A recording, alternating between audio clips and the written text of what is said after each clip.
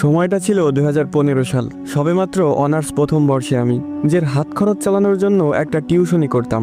ছাত্রের বাবা ছিল পুলিশ কর্মকর্তা। হঠাৎই তার ট্রান্সফার হয়ে যায় অন্য কোথাও, তাই তারা চলে যায় আর আমার হাত খরচের একমাত্র মাধ্যমটাও হারিয়ে যায়। তখন আমি অনেক খুঁজেও একটা টিউশনি জোগাড় করতে পারলাম না। তারপর একদিন রাতে আমার বন্ধু আবির কল করে বলল একটা টিউশনি আছে, ক্লাস 9-এর একটা মেয়েকে পড়াতে হবে। মেয়ের বাবা ইতালি থাকে, তাই বেতন নিয়ে কোনো চিন্তা নেই, বাড়িয়েই দিবে। কিন্তু শর্ত হলো সপ্তাহে 2 দিন পড়াতে যেতে হবে, ঠিক রাত 11টা থেকে 2টা পর্যন্ত। এমন শর্ত শুনে আমি সাথে সাথেই না বলে দেই, কারণ রাত 11টা থেকে পড়াতে যাওয়া আমার পক্ষে সম্ভব না। সকালে আমার ক্লাস শুরু হয় 10টা বাজে, ঘুমাবো কখন এই সময় পড়াতে গেলে? কিন্তু তারপর আবির যা বলল তাতে আমার ঘুম হারাম হয়ে গেল। ও বলল 15,000 টাকা বেতন দিবে।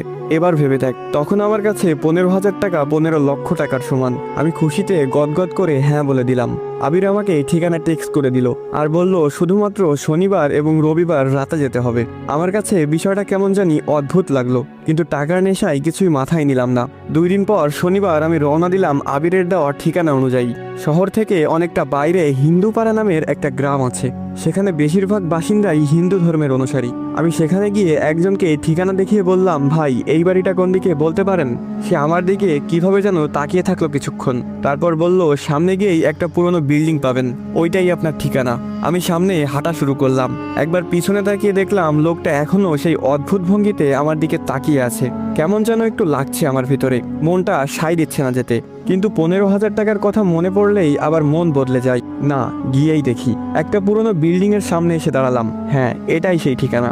11টা বাজতে আর 1 মিনিট বাকি। আমি গিয়ে দরজাটা নক করার সাথে সাথে দরজাটা খুলে গেল। মনে হচ্ছে কেউ যেন আমার জন্য দরজার কাছেই দাঁড়িয়েছিল। দরজা ধাক্কা দিতেই খুলে গেল, খ্যাত করে একটা শব্দ হলো, কিন্তু সেখানে কেউ ছিল না। তাহলে দরজা খুললো কে? আমি কখনো ভূত প্রেত এসবে ভয় পেতাম না, অনেক দেখেছি জীবনে এসব।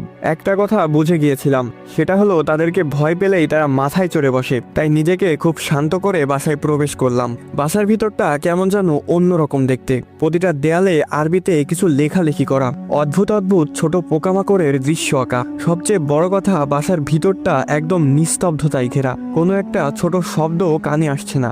একজন মধ্যবয়স্ক মহিলা একটা রুম থেকে হাসি মুখে বেরিয়ে এলেন। আমাকে বলল, তুমি নিশ্চয় গালিব, আবির তোমাকে পাঠিয়েছে।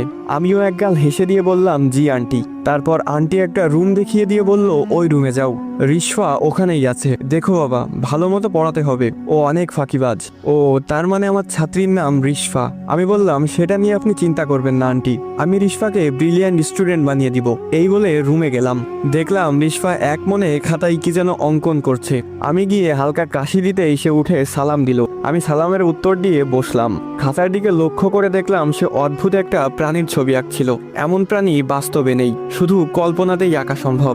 এরপর আমি তাকে উদ্দেশ্য করে বললাম, আজ থেকে আমি তোমাকে পড়াবো, মন দিয়ে পড়াশোনা করতে হবে। সে কথা ঘুরিয়ে বলল, স্যার আপনার প্রিয় খাবার কি? আমি একটু অবাক হলাম, তবুও নিজেকে সামলে নিয়ে বললাম, আমার প্রিয় খাবার বিরিয়ানি। আমি জিজ্ঞেস না করলেও সে অদ্ভুত একটা হাসি দিয়ে বলল, বিরিয়ানি কোনো খাবার হলো? আমার তো প্রিয় তাজা রক্ত আর মানুষের মস্তক। একটু ঘাবড়ে গিয়ে বললাম, এসব কি ধরনের আর কি? আমি তো আমার স্যার, পড়াশোনা বাদে কোনো ফালতু কথা হবে না আজ থেকে। সে একটু মন খারাপ করে পড়ায় মনোযোগ দিল।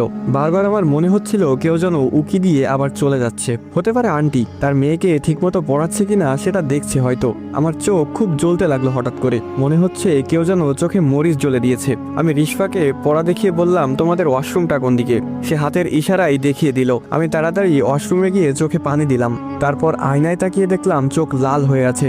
ভালোভাবে চোখে মুখে পানি দিলাম, এখন একটু ভালো লাগছে। ওয়াশরুম থেকে বের হতে যাব, হঠাৎ খেয়াল করলাম আমি তো চলে যাচ্ছি, কিন্তু আয়নার ভিতরে আমার প্রতিবিম্বটা এখনো ঠায় দাঁড়িয়ে। আমি চোখ ডলা দিয়ে আবার তাকালাম আয়নার দিকে। এবার সেখানে কেউ নেই, এমনকি আমার প্রতিবিম্বটাও সেখানে নেই। এটা কেমন আয়না? যেহেতু আমি এসবে ভয় পাই না খুব একটা, তাই ভাবলাম এখানে কেউ তো আছে যে আমাকে ভয় দেখানোর চেষ্টা করছে। তাই আমি আস্তে আস্তে করে বললাম, এই ছোট্ট ওয়াশরুমে কি ভয় দেখাতে চাস আমাকে?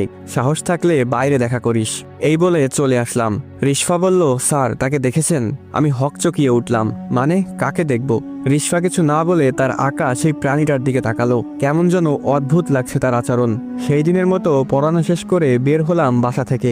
বাসার ভেতরের তাপমাত্রা আর বাইরের তাপমাত্রার অনেক পার্থক্য। বাসার ভেতরটা যেন অন্য একটা জগৎ।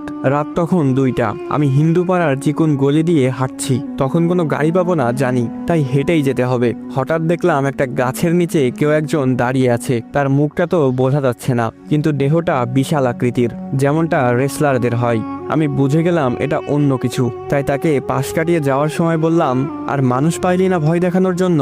ওপাশ থেকে আওয়াজ এলো, তোকে তো ওয়াশরুমে মেরে ফেলতাম, কিন্তু তুই সাহসের কথা বলছস, তাই এখানে তোর জন্য অপেক্ষা করছিলাম, আমার সাহস দেখানোর জন্য। আসসালামু আলাইকুম গাইস, কেমন আছেন সবাই? আশা করি সকলে খুবই ভালো আছেন। তো এখানে শেষ হয়ে যায় রিশফা গল্প পার্ট 1। যারা পার্ট 2 দেখতে চান